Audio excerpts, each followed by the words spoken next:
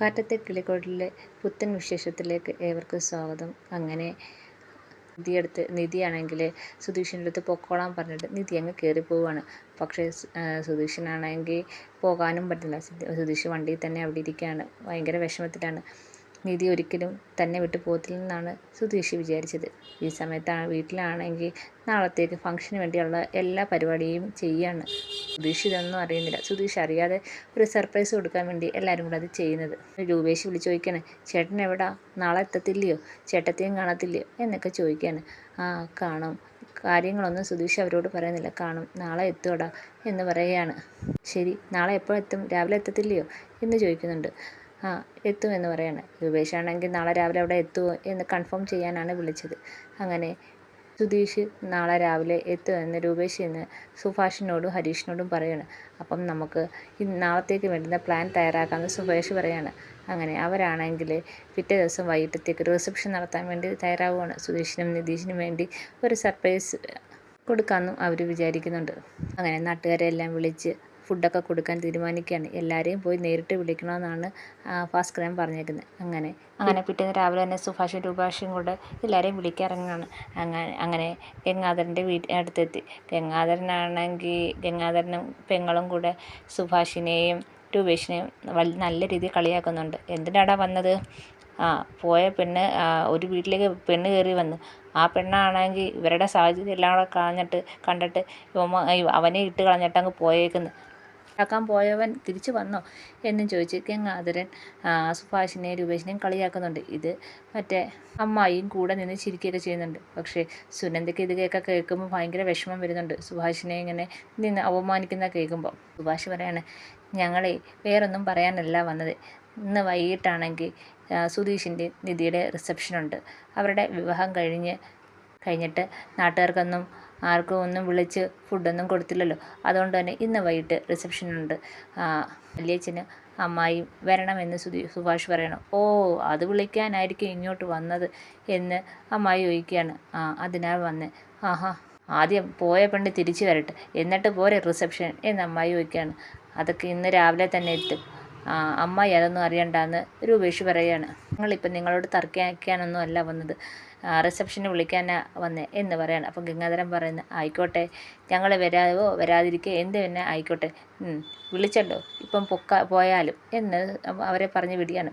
സുനന്ദയ്ക്ക് ഇതൊക്കെ കണ്ടിട്ട് വളരെ വിഷമം വരുന്നുണ്ട്. എന്താ അവർ പോയി കഴിയുമ്പോൾ ഇങ്ങോട്ട് വന്നിട്ട് ചോദിക്കുകയാണ്, അമ്മ എന്താ വീട്ടിലേക്ക് വരുന്നിടത്ത് ഇങ്ങനെയൊക്കെ പെരുമാറുന്നത്?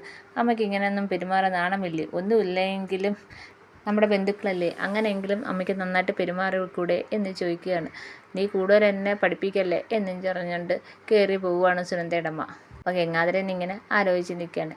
ഈ സമയത്ത് നിധിയാണെങ്കിൽ സാന്ദ്രയുടെ വീട്ടിലാണല്ലോ. സാന്ദ്രയുടെ വീട്ടിൽ നിധി ഉണ്ടെന്ന് അറിഞ്ഞ് അരുൺ അറിയുന്നുണ്ട്. അപ്പം അരുൺ അങ്ങോട്ടേക്ക് വരികയാണ്. ഈ സമയത്തും സുധീഷ് പുറത്ത് കാവൽ തന്നെ നിൽപ്പുണ്ട്. പോവാതെ ആ വണ്ടിയിൽ തന്നെ കിടക്കുകയാണ്. അപ്പോഴത്തേക്ക് സാന്ദ്രയുടെ വീട്ടിലേക്ക് അരുൺ വരികയാണ്. അരുൺ വരുമ്പോഴത്തേക്ക് അവിടെ നിധിയെ കാണുന്നുണ്ട്. നിധിയെ കാണുമ്പോഴത്തേക്ക് ദേഷ്യമാവുന്നുണ്ട്. നീ എന്തിനാടി ഇവിടെ വന്നത്? നിന്നെ ഇവിടെ ആരാ കയറ്റിയത് എന്ന് ചോദിക്കുകയാണ്. അപ്പോൾ സാന്ദ്രയുടെ അമ്മ പറയാണ്, സാന്ദ്ര വിളിച്ച് പറഞ്ഞേട്ടാ ഞങ്ങളിവിടെ കയറ്റിയത്, അല്ലെങ്കിൽ ഞങ്ങളിവിടെ കയറ്റത്തിലായിരുന്നു മോനെ എന്ന് പറയുമായിരുന്നു. ആര് വിളിച്ച് പറഞ്ഞിട്ടായാലും ഇവളെ കയറ്റാൻ പാടില്ല. ഇനി ഇവളെ ഇവിടെ നിർത്തുവാണെങ്കിൽ ഇനി ഞാനും നിങ്ങളുടെ മോളും തമ്മിൽ ഒരു ബന്ധമില്ലെന്നൊക്കെ അരുൺ പറയുകയാണ്. കേൾക്കുമ്പോഴത്തേക്ക് സാന്ദ്രയുടെ അമ്മയ്ക്ക് ഭയങ്കര വിഷമമാവുന്നുണ്ട്. എന്നിട്ട് പറയാണ്, നിനക്ക് നാണമില്ലേ ഇവിടെ വന്നിങ്ങനെ താമസിക്കാൻ? ഞാനേ എൻ്റെ അച്ഛനെ കാണാനാണ് വന്നതെന്ന് ദീദി പറയുന്നുണ്ട്. അച്ഛനെ കാണാനോ? ആരുടെ അച്ഛൻ? നിനക്കിനി അച്ഛനുമില്ല, സഹോദരങ്ങളും ഇല്ല, അമ്മയുമില്ല, അതെല്ലാവരും മരിച്ചു പോയി എന്ന് പറയാണ്. ഞങ്ങൾക്ക് ഇങ്ങനൊരു പെങ്ങളുമില്ല എന്ന് പറയണം. അന്ന് അവൻ്റെ കൂടെ പോയ അന്ന് തൊട്ട് എനിക്ക് ഇങ്ങനൊരു പെങ്ങളും ഇല്ലെന്ന് പറയാണ്. മര്യാദയ്ക്ക് ഇവിടുന്ന് ഇറങ്ങിക്കോണം എന്ന് പറയാണ്. ഞാൻ അങ്ങനെ പോകത്തില്ല, അച്ഛനെ കണ്ടിട്ടേ പോകത്തോളം എന്ന് പറയാണ്. നീ അത്രയ്ക്കായോ എന്ന് ചോദിച്ചുകൊണ്ട് നിധിയുടെ ബാഗും എടുത്ത് പുറത്തേക്ക് വലിച്ചെറിയുകയാണ്. അപ്പം നിധി ഇങ്ങോട്ട് ഓടി വന്ന്, എന്താ ചേട്ടാ കാണിക്കുന്നത്? മര്യാദയ്ക്ക് നിന്നോട് ഇവിടുന്ന് പോവാനാണ് പറഞ്ഞത്. ഞാൻ അങ്ങനെ പോകത്തില്ല, നീ പോയേ പറ്റൂ, ഇനി നിന്നെ ഇവിടെ കണ്ടുപോലെ എന്ന് പറയുകയാണ്. ഞാൻ എൻ്റെ അച്ഛനെ കണ്ടിട്ടേ പോകത്തുള്ളൂ. ആരുടെ അച്ഛൻ? നിനക്കിനി അങ്ങനെ ഒരു അച്ഛനൊന്നുമില്ല. ഞാൻ എൻ്റെ അച്ഛനെ കണ്ടിട്ടേ പോകത്തുള്ളൂ. ഞങ്ങളുടെ കുടുംബത്തെ അപമാനിച്ച നിനക്കിനി അച്ഛനും ഇല്ല, സഹോദരങ്ങളും ഇല്ല, അമ്മയുമില്ല. ആഹാ, നിങ്ങളുടെ അഭിമാനത്തിന് വേണ്ടി എനിക്കിഷ്ടമില്ലാത്ത ഒരുത്തനെ കല്യാണം കഴിക്കണമെന്നാണോ നിങ്ങൾ പറയുന്നത് എന്ന് നിധി ചോദിക്കുകയാണ്. നിങ്ങളാരെങ്കിലും എൻ്റെ ഇഷ്ടം ചോദിച്ചായിരുന്നോ? ഇല്ല. നിങ്ങൾക്ക് നിങ്ങളുടെ അഭിമാനം നോക്കി ഒരാളെ അങ്ങ് തീരുമാനിച്ച് അയാളെ ഞാൻ കല്യാണം കഴിക്കണം.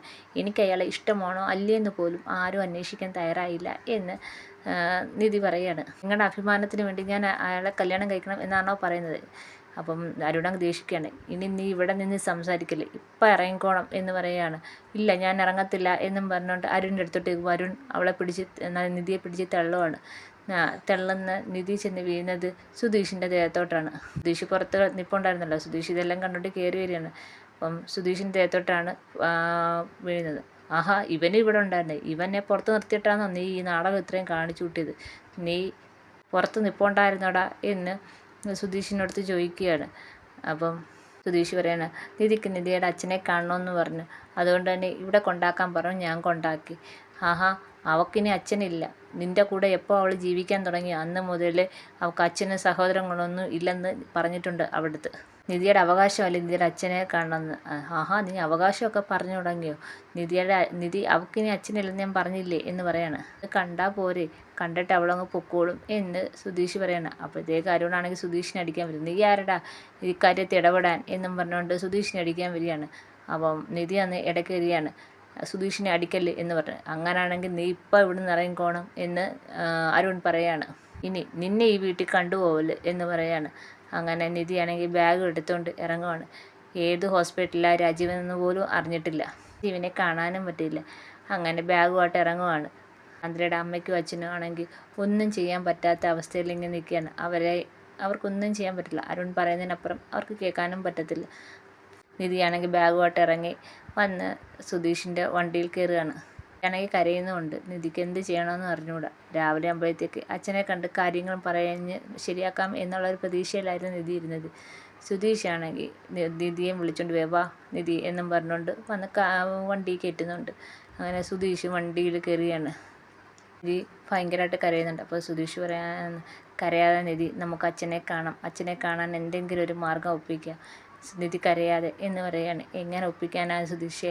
ഈ അച്ഛൻ ഏത് ഹോസ്പിറ്റലാണെന്ന് പോലും അറിയത്തില്ല, അച്ഛനെ കാണാൻ ആരും സമ്മതിക്കത്തില്ല, ഇനി എന്ത് ചെയ്യും എന്ന് പറയുകയാണ്. ഇങ്ങനെ വിഷമിച്ചിരിക്കുന്നത് കാണിച്ചുകൊണ്ടാണ് നാളത്തെ എപ്പിസോഡ് തീരുന്നത്. എല്ലാവർക്കും ഇഷ്ടപ്പെട്ടെങ്കിൽ സബ്സ്ക്രൈബ് ചെയ്യണേ, അതുപോലെ തന്നെ സപ്പോർട്ട് ചെയ്യണേ.